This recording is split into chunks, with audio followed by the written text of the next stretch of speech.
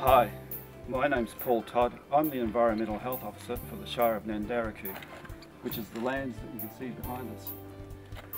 My role here at this moment is to try and introduce an environmental health training program, which is basically to introduce Indigenous young people into environmental health and work in the lands to increase the environmental health and educate themselves to a level where they can go on to greater and better things.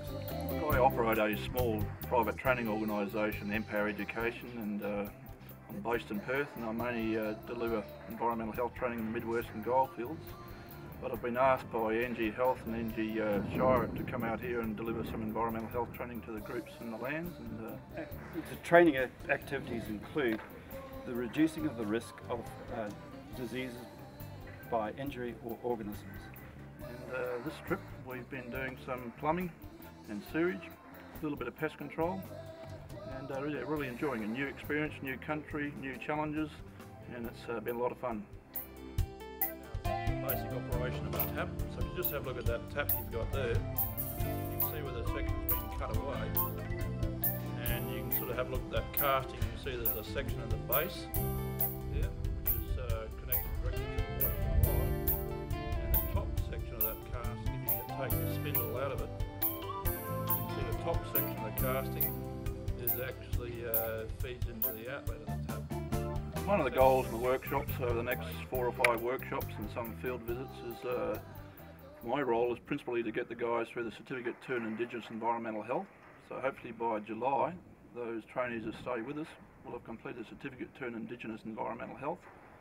And through that, apart from the actual qualification, we hope to give them a whole range of skills and knowledge, allow them to apply environmental health intervention into the community. So a bit of basic pest control, a bit of basic plumbing, a bit of basic sewage and dog health and rubbish control, and health promotion to the broader community and to the schools as well. And through those techniques and those interventions, hopefully we can improve the health status of the Aboriginal people in the communities out here. Environmental health has a significant impact on health, and by improving the environmental health in the communities, we will hopefully improve the actual health status of the population of the lands. To increase the young Indigenous workers' skills so they can go out and become tutors and mentors within their own communities and environments.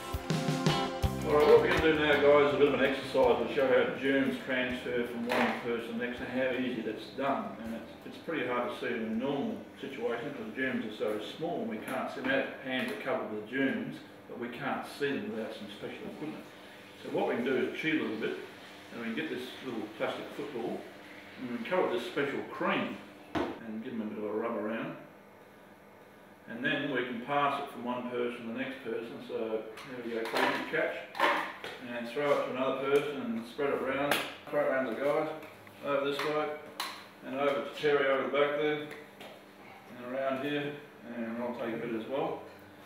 And what we're going to have to do now is turn out the lights, and once we turn out the lights we can turn on this special little portable UV light, and UV light is similar to what you see in discos, the black lights you have in discos, and what that UV light will show up where that cream is on your hands.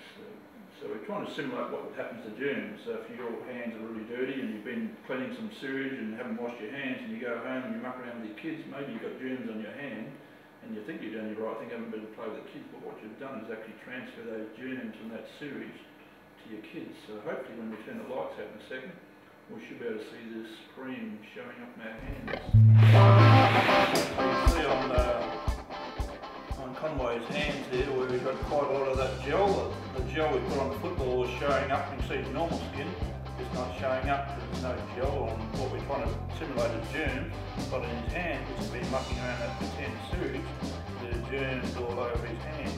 And even my hand as well, they were rubbed a bit off when I went and pulled the blinds down. You can see on my hand there, so in the fingers there I had a bit of a wipe, get rid of some of it. When I pulled the blinds down, you can see the inside of my fingers where I didn't wipe very well. And probably on the other side, my fingernails, see the fingernails there, I didn't wash my hands very well. And probably this side as well, a bit sloppy when I wash my hands. Here's another fella here, there you go.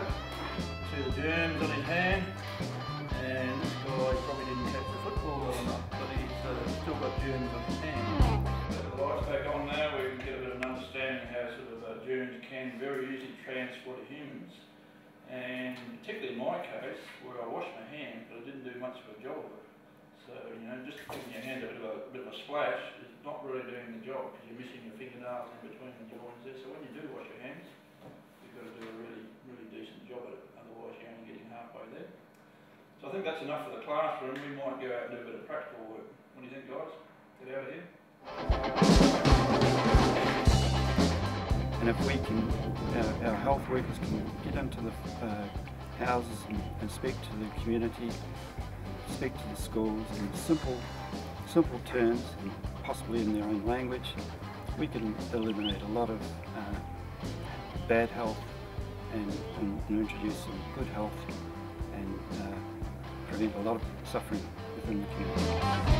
My name's Brett Cowling, the manager of the health service, yeah, behind me is some environmental health training that's been happening for a couple of days and part of a much broader strategy to improve the environmental health of the Warburton community and of the Nandara lands.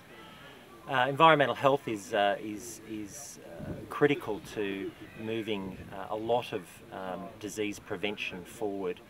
Many diseases at the heart are caused by poor sanitation and hygiene issues.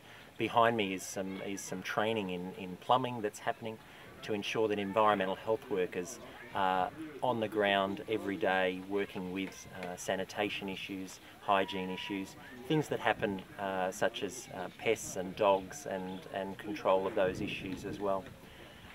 Environmental health is a partnership that happens between Shire and the community and the health service to ensure that all of those public health messages are reaching the ground level where the results need to be, so that right into the community that people understand the linkage between good health and disease prevention with the environment that surrounds them in their house, and ensuring that that's clean and of an appropriate standard in terms of sanitation, as well as has a surrounding that is enjoyable and people want to stay at. That's also important for people's social and emotional well-being as well. So what we're going to look at now is the drainage fittings on a house, and one of the good starting points is this pipe, which runs in this case up the wall and through the veranda and onto the roof space. It's called the vent, and it's a good idea to look for this first because it gives you a starting point. It's always between the first and the second fitting, and in this case it's 100mm running up the wall. What's the purpose of the vent? The vent is firstly to get rid of some smells that might be in the drainage layer and allows the smells to sort of work their way up and get dissipated in the atmosphere above the roof of the house so you don't smell them. And the second purpose is allowing particularly the toilets to flush properly. And when you press button A on the toilet, you get this large purge of water and solids heading down towards the pipe, and it's pushing against the air in front of it, and it's creating a vacuum behind it, and that makes it a little bit hard for that flushing action. And that's a fairly hard thing to describe, but probably the best way to illustrate it is with a couple of Coke bottles. So this one here is just a normal Coke, and if we unscrew the top and let it run, it sort of goes blip, blip, blip, blip, blip, which it does empty, but it takes a while and it's a bit irregular. And the second Coke bottle, if I can get it off correctly, is got a hole cut in the top or drilled in the top. So if we take this top off this Coke bottle and let it run, it pours straight out. So that hole there is like this vent. This vent is allowing air to come in as the toilet flushes and allows that flushing action to happen nice and smooth. You want that flush to go woof. You don't want it sort of going blub, blub, blub, because your toilet's going to block. And that's one of the purposes of the vent. Training of Aboriginal health workers in environmental health is critical to the delivery.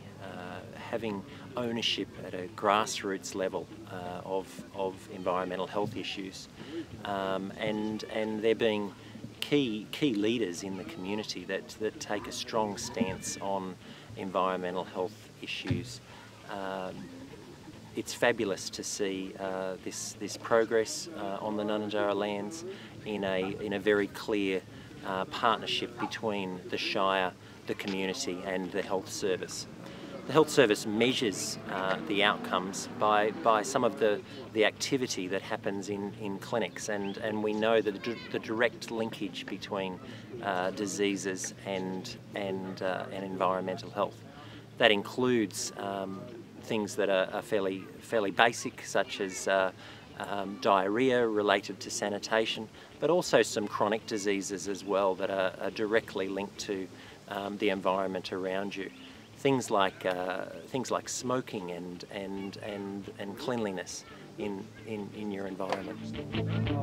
A lot of the struggles is a motivation and getting people to understand that the concept of environmental health as a positive thing. It's got to be very carefully imprinted and educated to enable them to realise the results of it, because we simply are not a quick fix system.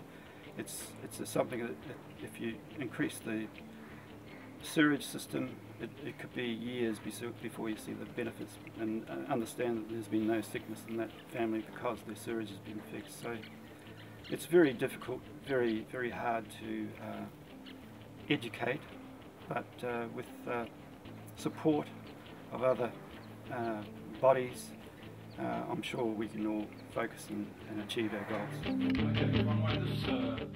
Cockroaches are what's called thigmotagic. They like to hide in cracks and crevices.